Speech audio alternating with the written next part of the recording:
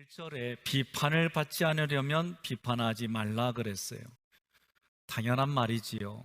상식적인 선에서 이 이야기들을 이야기한다면 더 이상의 설명들이 필요하지 않습니다. 비판이라고 하는 이 단어 헬라어 크리노는 분리하다라는 뜻이 있어요.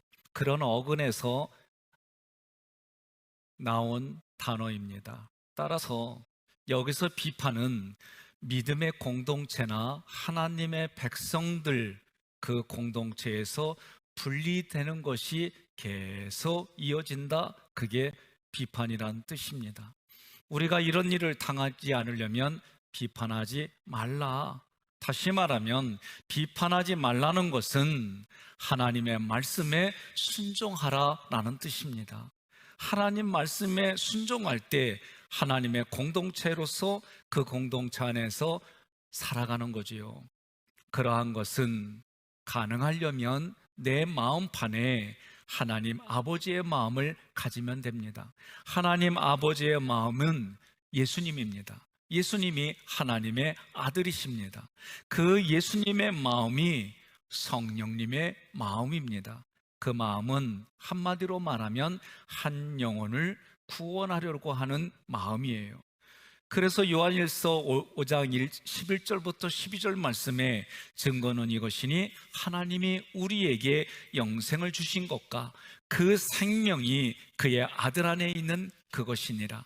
아들이 있는 자에게는 생명이 있고 하나님의 아들이 없는 자에게는 생명이 없느니라. 아멘. 예수님이 생명입니다. 그 생명이 내 안에 있는 것이 중요해요. 그래서 하나님은 내 마음 안에 하나님의 아들이신 예수님이 있느냐 없느냐 그것만 봐요. 이유는 간단합니다.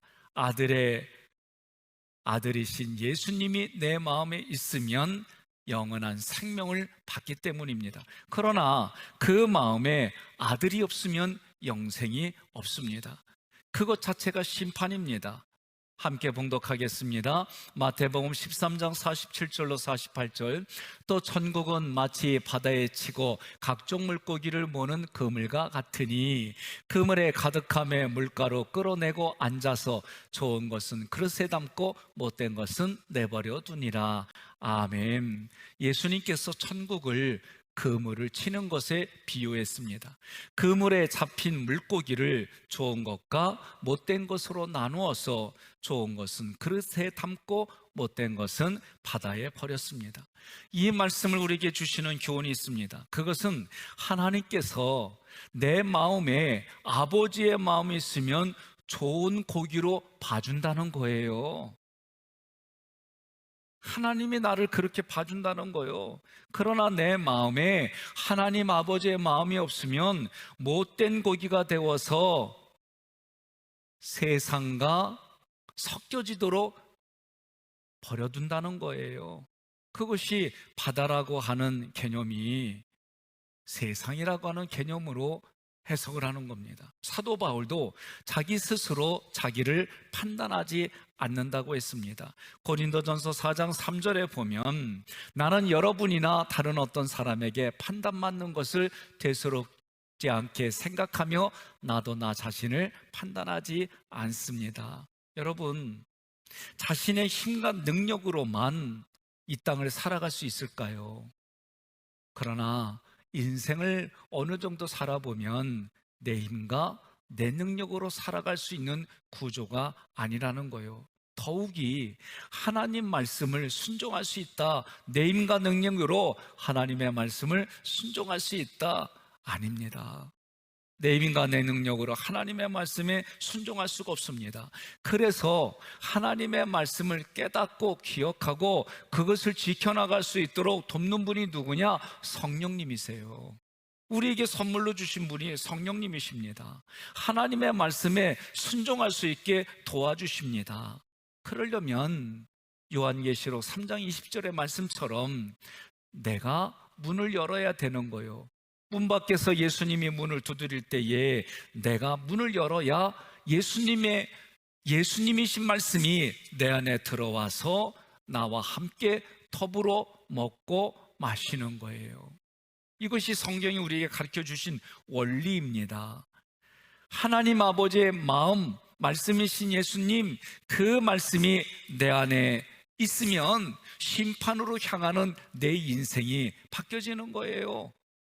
하나님의 공동체 안에 머물 수 있는 겁니다. 그러나 내가 내 마음의 문을 열지 않으면 하나님의 말씀이 내 안에 들어오지 않아서 나는 하나님의 공동체와 떨어져서 사는 거예요. 하나님과 관련 없이 살아가는 거예요. 설사 내가 예수 믿는 사람으로 보이고 교회에 왔다 할지라도 내 마음 안에 하나님의 말씀이 없으면, 그리고 세상의 것으로 가득 차면 그 인생은 하나님과 관련 없이 그 자체가 비판하는 모습이 되는 거지요.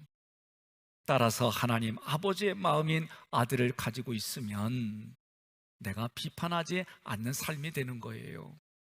신명기 1장 17절, 재판은 하나님께 속한 것이다 그랬어요. 재판, 심판, 비판, 이 모든 것들이 하나님께 속했어요. 이유가 무엇입니까? 하나님께서 예수 그리스도를 심판하셔서 그 심판으로 마무리하셨기 때문에 하나님께 속한 거예요. 하나님은 우리가 겪는 우리의 허물, 우리의 죄, 이것을 예수님이 대신 뒤집어 쓰셨습니다. 그리고 그 결과로, 죄의 결과로 예수님을 심판하셨습니다. 하나님이 시작해서 하나님이 마무리하셨습니다. 그러므로 심판과 판단과 비판은 하나님께 속한 것으로 우리는 고백해야 되는 거예요. 우리들끼리 심판하고 우리들끼리 비판하고 우리들끼리 정죄하는 것이 없을 수는 없습니다. 그러나 그런 현장에서 무엇을 해야 되느냐? 하나님의 마음을 나누는 현장으로 이끌어 가시기를 주님의 이름으로 권면합니다. 우리가 서로 판단합니다. 우리가 서로 비판합니다. 우리가 서로 정죄합니다. 그 이유는 간단해요. 하나님의 말씀을 율법으로 가져와서 하나님의 말씀을 먹고 마시고 그리스도로 옷을 입는 것이 아니라 하나님의 말씀을 내 윤리, 내 경험, 내 지식의 수준으로 가져와서 다 왜곡된 나를 위해 사용하기 때문에 그렇습니다. 우리가 하나님의 말씀이 진리로 깨달아지면 내가 생각했던 자기의, 내가 상처라고 받아들였던 감정들이 다 바뀌게 되어 있습니다. 어떻게 바뀝니까? 여러분, 저는 이제 우리 내면에 있는 생각과 감정, 그래서 언어까지 바꾸는 그 훈련들을 진행하고 있고 계속하고 있어요. 여러분, 세 줄 읽기는 단순히 내 마음의 생각과 감정을 바꾸는 것이 아니라 내 영을 하나님이 기뻐하는 현장으로, 하나님이 기뻐하는 삶의 한가운데로 이끌어가는 창조일기인 줄로 믿습니다. 사람들의 대부분은 선과 악의 지식, 그리고 율법의 지식을 가지고 자기 스스로 그것이 옳다라고 생각하고 다른 사람을 판단하고 심판합니다. 내가 해석한 율법의 기준으로 나와 다른 사람들을 심판하고 정죄하는 것이 오늘 우리들의 모습이에요. 저를 포함해서 우리가 그렇게 살아가요. 선과 악의 지식이 갈라진 양심입니다. 우리가 이것을 주인으로 모시고 살면 우리들의 대부분은 나를, 나뿐만 아니라 다른 사람까지도 심판하고 정죄합니다. 그래서 그렇게 살아가는 거예요. 쉽게 판단합니다. 쉽게 심판합니다. 저도 그렇게 하지 않으려고 해도 그렇게 되는 내 자신을 바라보는 거예요. 우리 모두가 윤리와 도덕적으로 보게 돼 있습니다. 그러나 하나님의 말씀은 생명이 있기 때문에 그 생명은 살아나고 살려내고 살려주는 일들을 하는 거예요. 여러분과 제가 이 땅을 살아가면서 하나님께 속한 것은 하나님께, 그 하나님께 속한 것들이 내게 은혜로 주어지면 그것을 통해 영혼을 불쌍히 보고 그 영혼을 살려내고 풍성함에 거하는 현장으로 만들어낼 줄로 믿습니다. 2절에 너희가 비판하는 그 비판으로 비판을 받을 것이요 너희가 헤아리는 그 헤아림으로 너희가 헤아림을 받을 것이니라. 아멘. 하나님의 공동체에서 떨어져 있는 자가 그 자리에 확정적으로 있으면 하나님의 백성에서 완전히 분리되는 거예요. 그러므로 내가 하나님의 공동체에서 떨어지지 않으려면 하나님의 말씀을 붙들어야 됩니다. 그래서 하나님의 나를 이끌어 가시는 현장에 있어야 됩니다. 그러므로 지금 내가 하나님의 말씀에 복종하는 삶이 중요해요. 내가 복종이 안 되면 어떻게 해요? 예? 강제적으로도 해야 되는 거예요. 그래서 자원하는 심령을 하나님이 기뻐하는 거예요. 그게 뭐예요? 순종입니다. 내가 자원해서 하나님의 말씀에 따르는 거, 이것이 순종이에요. 이게 안 될 때에 강제적으로도 복종하는 거예요. 그러면 주님의 백성으로 하나님의 공동체 안에서 떨어지지 않고 살아간다. 그것이 은혜이다 라고 말씀하는 거예요. 그러므로 비판하는 유혹을 벗어버려야 됩니다. 비판하려고 하는 유혹을 벗어버려야 되는 거예요. 나를 인도하는 하나님의 말씀에 자기를 쳐서 순종하는 거예요. 자기를 친다는 얘기는 내 생각과 감정을 내려놓는다고 하는 거죠. 여러분, 제가 질문 하나 할까요? 나에게 신념이라고 하는 거를 글로 써보세요. 그러면 그 신념이 때로는 하나님을 거절하는 일들이 됩니다. 내가 가장 결정적인 자리에서 내가 가지고 있는 신념, 내가 가지고 있는 가치가 나오는 거예요. 그럴 때 그 신념과 가치가 하나님이 주신 거냐라고 질문한다면 대개가 내 의입니다, 내 생각입니다, 내 가치입니다 라고 말하는 것이 너무나도 많이 있습니다. 2절에 헤아리는 헤아림으로 너희가 헤아림을 받을 것이니라 그랬어요. 한마디로 말하면 헤아린다고 하는 것은 두 사람 이상이 서로 합의해서 가지고 있는 어떤 기준이에요. 저는 그것이 율법이라고 보는 거예요. 율법으로 판단하면, 그 율법으로 정죄하면 그 율법으로 내가 판단받고 정죄받는 거예요. 대부분이 하나님의 말씀을 윤리 수준으로, 도덕 수준으로 말씀을 해석해서 정죄하고 판단하고 심판합니다. 그러면 하나님도 율법의 수준으로 우리에게 책임을 묻겠다는 거예요. 여러분과 제가 살아가는 이 현장에서 내 마음에서 나오는 양심이 대부분이 선과 악의 지식입니다. 선과 악의 지식으로 살아가면 옳고 그름, 착하고 착하지 않은 것, 착하고 나쁜 것, 이것으로 대부분 생각을 해요.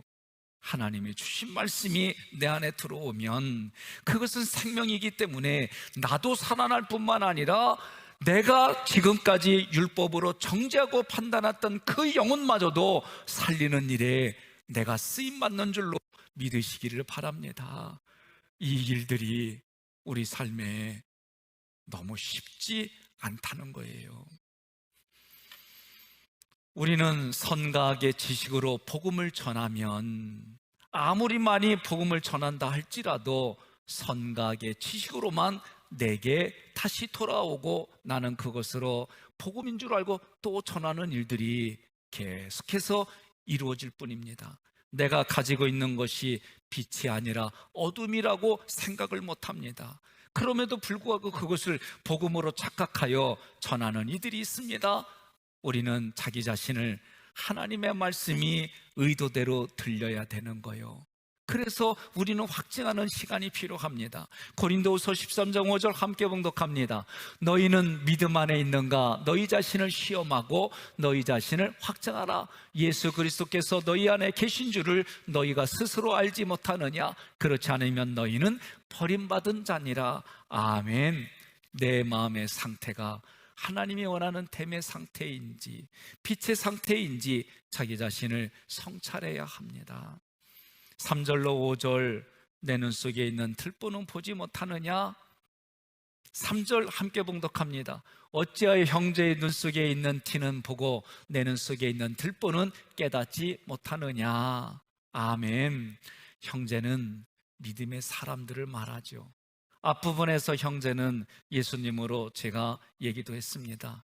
아델포스라는 이 단어는 건져내는 자예요. 건져내는 자. 어디에서? 죽음에서 건져내는 자요. 그런 사람들의 신앙생활이 내 눈에 보이는 거예요. 여기서 눈은 보여지는 것을 보는 그런 단어예요. 그러므로 형제가 신앙생활하는 그대로 내가 보는데 그 형제의 눈 속에 뭐가 있냐? 티가 있다. 이 얘기는 다시 말하면 하나님이 우리에게 보여주신 예수님이 어떻게 보여주셨습니까? 성경을 근거로 보니까 이 땅에 육체로 입고 오셨고요. 그 예수님이 하나님의 말씀대로 순종하여 죽었어요. 십자가에 죽으셨어요. 나의 죄 때문에 죽으셨어요. 그런 예수님이 죽은 지 사흘 만에 부활하셨어요. 부활하신 다음에 승천하셨어요. 이런 모습 그대로 예수님을 본다고 할 때 이 눈이라고 하는 게 사용되는 거예요. 그러므로 형제가 신앙생활 하는데 예수님이 이 땅에 오신 그 모습대로 보지 못하는 것이 티가 있다, 그 얘기예요. 예수님이 오신 모습대로 봐야 되는데 그 모습대로 보지 못하는 현장에 있는 우리에게 그 이유가 뭡니까? 묻는 겁니다. 그 이유가 무엇입니까?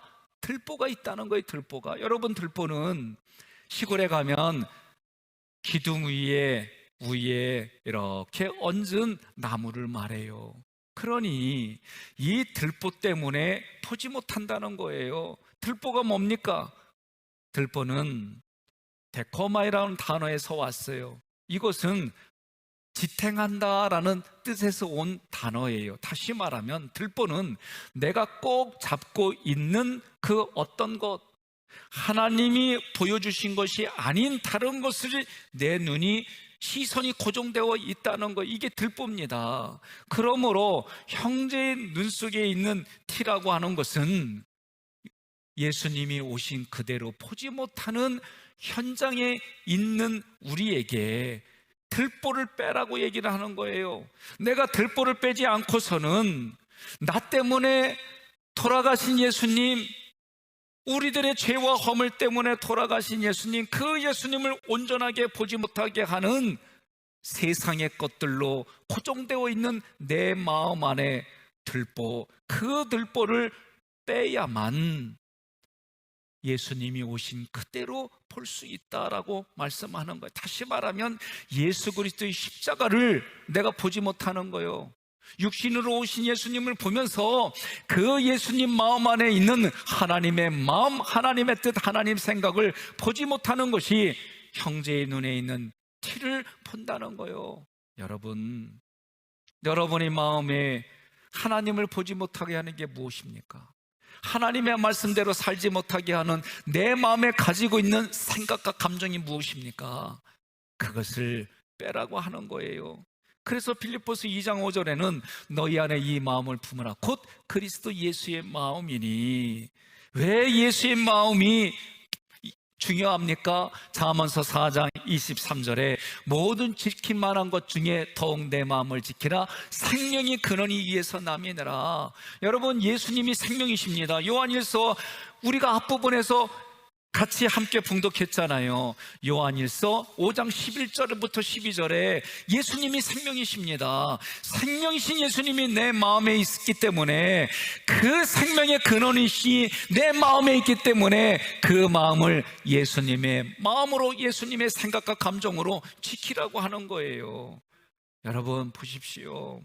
저도 때로는 감동이 돼서 눈물이 흘리고 감동이 쉽게 되어져서 하나님 앞에 머리 숙입니다. 그런데 일어나기만 하면, 머리만 들기만 하면 내 마음속에 내 중심의 생각이 너무 쉽게 올라오는 거예요.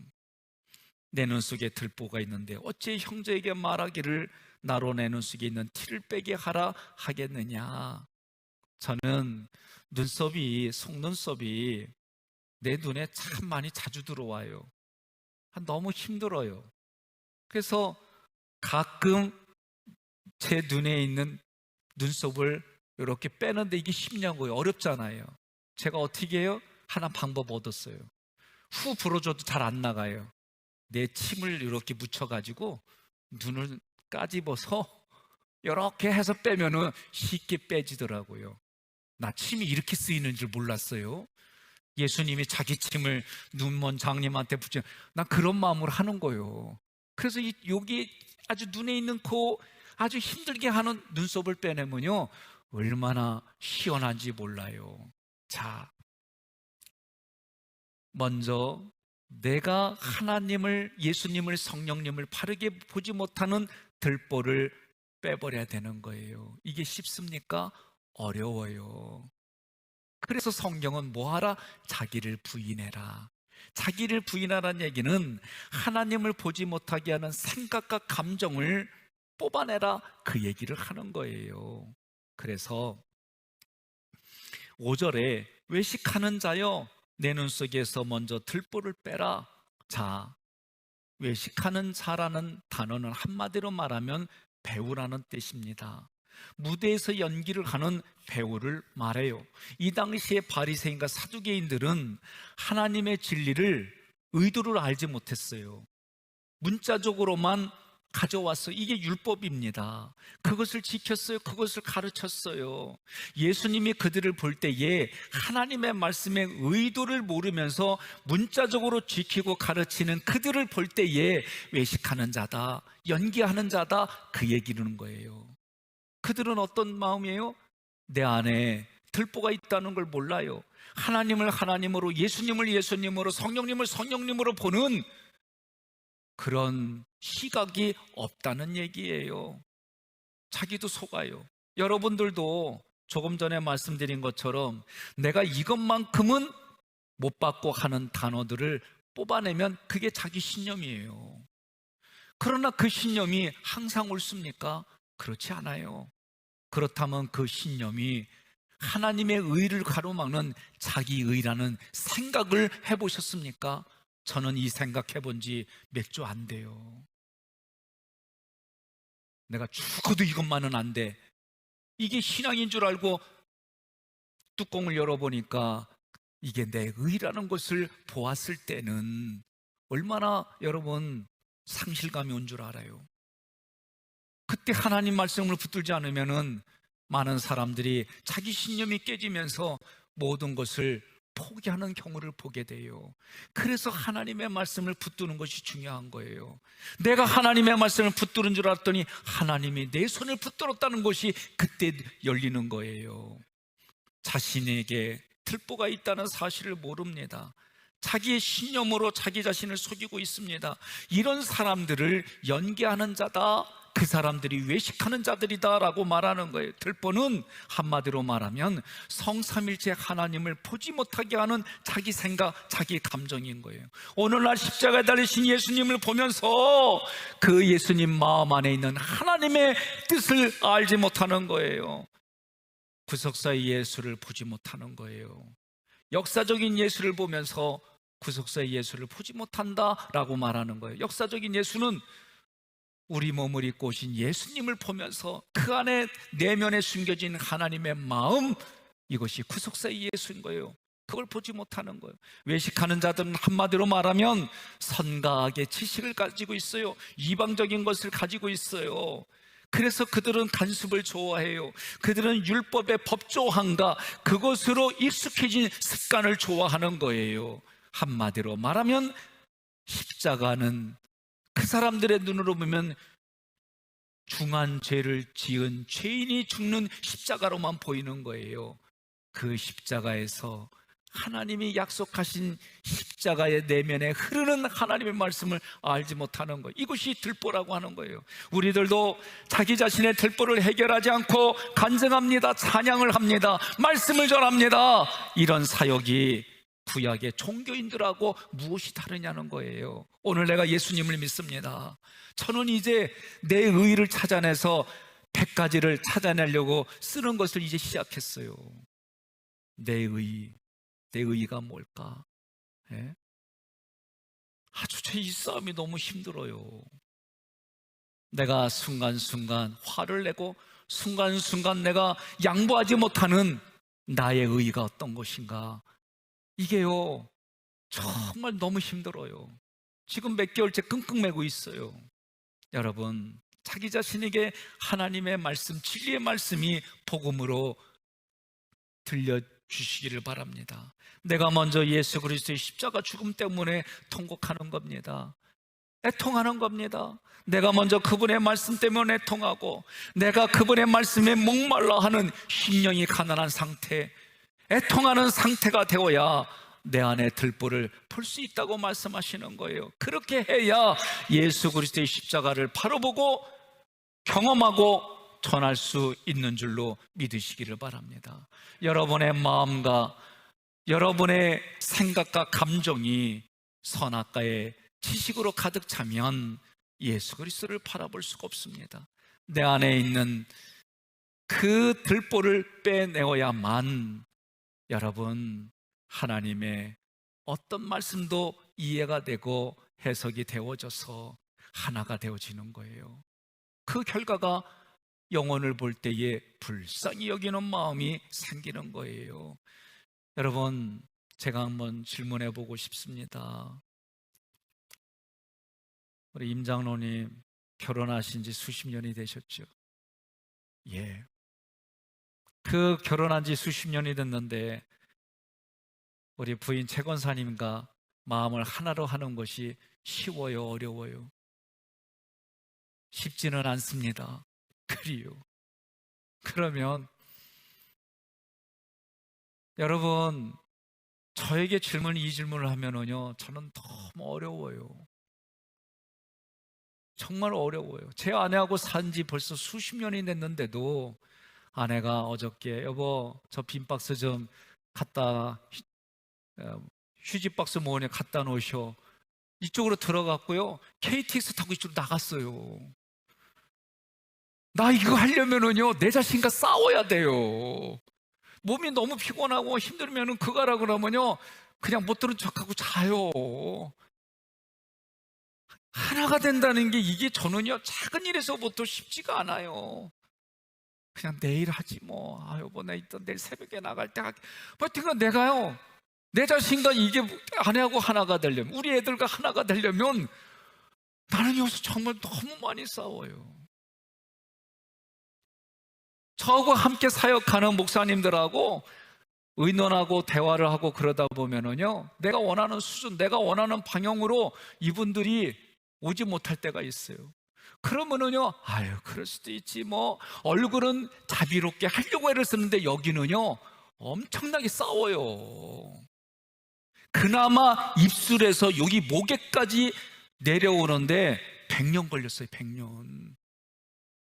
여기서는 나 중심으로 생각과 감정이 그냥 올라와요. 그래서 과거에는 그대로 그냥 전했어요.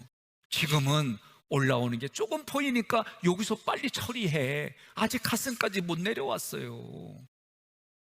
수십 년 같이 살아온 내 아내와 아이들을 뿐만이 아니라 이제 교회 공동체에서 만나는 이들하고도 내가 한 방향, 한 마음을 가진다고 하는 것이 저는 이게 너무 어려운 거예요. 그러니 자신의 힘과 능력으로는 한계가 있고 어렵기 때문에 하나님이 우리에게 성령님을 선물로 보내주신 거예요. 그래서 그 성령이 충만해지면 성령의 생각으로 같은 것, 같은 마음, 같은 생각을 갖게 해주시는 하나님의 은혜가 있는 거예요. 이것이 가능하게 하려면은 내 생각과 감정을 통제하고 다스리고 경영하는 일들이 이루어져야만 이 일들이 가능한 거지요. 우리가 성령의 은혜를 구합니다. 구하지 말라는 게 아니에요. 은혜를 구해서 그렇게 내면까지 깊어져서 그렇게 살아가는 분들 제 주변에 거의 많지 않아요. 제가 누구의 이름, 아주 유명한 분들의 이름을 대고 싶지만 내가 그분의 이름을 댈 만큼 내 자신이 의롭지 못하기 때문에 말을 못하는 것뿐입니다. 사랑하는 성도 여러분, 하나님 아버지의 마음을 구해서 그 구한다는 것이 예수님의 마음이고, 예수님의 마음을 구한다는 것이 성령님의 마음인데, 그래서 어떻게 하자는 거냐라고 할 때는 여러분, 하나예요. 하나가 되겠다고 하는 의식이 있어야 되는 거예요.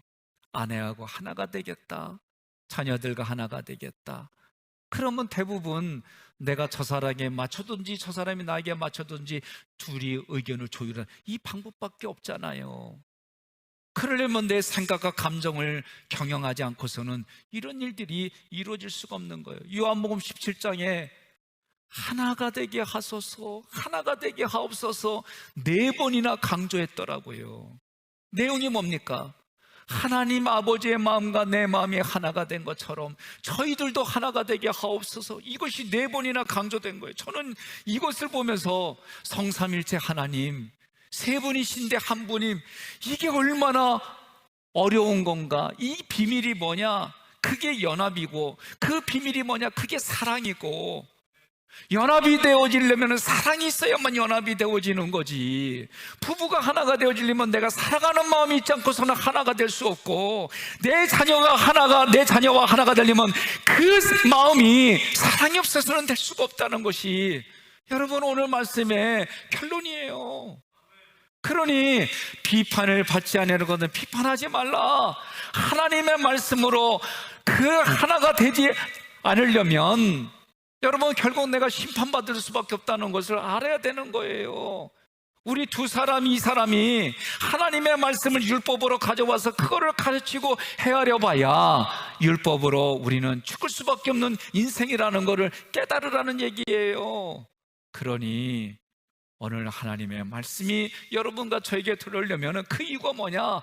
내 안에 그 하나님을 보지 못하고 예수님을 보지 못하고 성령님을 보지 못하게 하는 자기 들보가 무엇인지 깨달아져야 그 들보가 빼지는 거고, 들보가 빼져야 다른 사람의 그 티가 내가 사랑으로 감싸 안으며 갈 수 있다는 말씀이 오늘 말씀인 거예요.